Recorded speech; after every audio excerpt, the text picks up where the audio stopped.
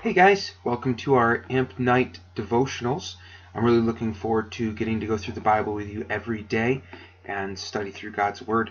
We're going to start off for our first AMP Night. As I mentioned, we're going to be going through our Engaged Devotionals. Most of you have the books for that. If you don't, let me know and I can get one of the books for you. The first lesson is on Psalm chapter 1. I'm going to go ahead and read it, and then we're going to talk about some of the words that you might not be familiar with, and then talk a little bit about what this passage means. So Psalm chapter 1, right in the middle of the Bible, it says, "Blessed is the man who walks not in the counsel of the ungodly, nor stands in the path of sinners, nor sits in the seat of the scornful. But his delight is in the law of the Lord, and in his law he meditates day and night. He shall be like a tree planted by the rivers of water, that brings forth its fruit in its season, whose leaf also shall not wither, and whatever he does shall prosper. The ungodly are not so, but are like the chaff which the wind drives away. Therefore the ungodly shall not stand in the judgment, nor sinners in the congregation of the righteous. For the Lord knows the way of the righteous, but the way of the ungodly shall perish." Now that we've read through it, I wanted to mention a couple of words which you might not be familiar with. The first one out of verse 1 is the word blessed. That word blessed actually means blessed or happy, blessed by God. The second word is the word scornful, also out of verse 1. Scornful is a scornful person is someone not just that does wrong, but that makes fun of people that are doing right. Out of verse number 2, the word meditate.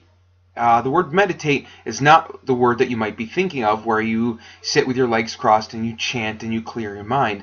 The word meditate, as the Bible uses it, actually means to think about something. It's like chewing a piece of gum where you put it in your mouth and you chew it over and over and over for a long time. It's the same idea, where you take a Bible verse and you think about it over and over and over and over again throughout the day. The last word is out of verse 3, and that's the word chaff. The chaff is actually the shell of a wheat seed. And what they would do is they would cut the wheat stalks down, and it has a little seed and a little shell at the top of it. And in order to get the seed out, because the shell is not really edible, they would throw the wheat up in the air, and the wind would actually blow the shells off of the wheat seeds. And then the seeds would fall back down to the earth, and they would collect them and grind them up and use them for like making bread and that kind of thing. So let's talk about what this passage actually means now. David, who is King David, the writer of the book of Psalms, most of it anyways, starts off the book, and honestly, he just lays it right out there. He says, if you want to be happy in your life, love the Bible, read the Bible, think about it all the time. When was the last time that you spent more time in your day thinking about God, thinking about the Bible, than you did thinking about your favorite TV show, or thinking about your favorite band, or thinking about your favorite video game? When was the last time that you actually spent time thinking about the Bible? Not just during youth group or during church time, but actually throughout your day, throughout your week, sitting and thinking about what God has to say in His Word. If we take a quick look at verse 1, God warns in verse 1 of the danger of spending all of our time with unbelievers. It's something I just wanted to mention very quickly. It's an interesting, we see kind of a progression, the steps that happen when we start to spend all of our time with unbelievers and all of our time outside of the Bible.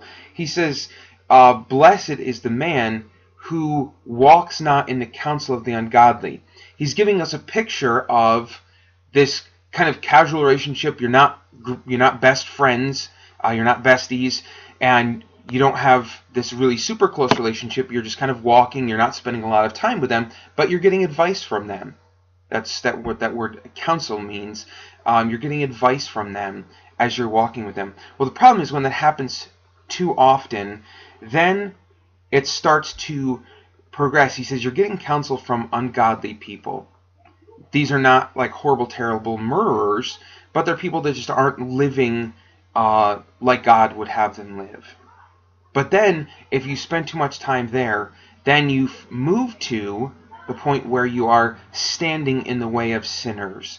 Now you've stopped walking, you're spending more time with this person, and the people that you're spending time with now are not just not living in ways that please God, but they're actively living in sin. They're actively committing sin and doing wrong, and you're spending more and more time with them.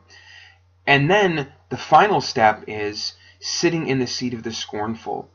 When you spend time with ungodly people and you're getting their advice, and then you eventually move to the point where you are spending time, a lot of time, with people that are actively living in sin, actively doing wrong, and you're being influenced by that, then it moves to the point where you are sitting in that seat of the scornful. And what that means is that you have become one of them. You're sitting in their seat, you're joining in with them. And as I mentioned earlier, a scornful person is not just someone that's doing wrong, it's someone that's actually making fun of the people that are doing right. They're making fun of those that are trying to live godly lives. Those are the kind of people that are not going to be blessed by God. Those are the kind of people that as he says a little bit later on in verse 3 or 4, he says those are the people that are going to be like the chaff that the wind is going to drive away. It's going to be like those shells of the wheat seeds that the wind is going to blow away. They're not useful for anything. They can't be, they're not helpful. They can't be used for anything. Just the wind blows them away and they're garbage. And my hope is that you don't want to be like that you don't want to be the kind of person that God can't use, that you want to be used by God, you want to be blessed by God, and you want to be happy. Spend time reading and thinking about the Bible each day, and you will be blessed by God. That is one of His promises. So if you want to go a little bit further, take this devotions a little bit further, read Galatians chapter 5, verses 22 through 26. It's a letter by Paul, and he writes there the fruit of the Spirit. If you are living for God, the things that are listed there in Galatians 5:22 to 26, those things will be in your life. If they're not in your life, you're not living your life to please God. You're living your life to please yourself. And you will be a person that is not blessed by God. You'll be a person that is not living a happy life.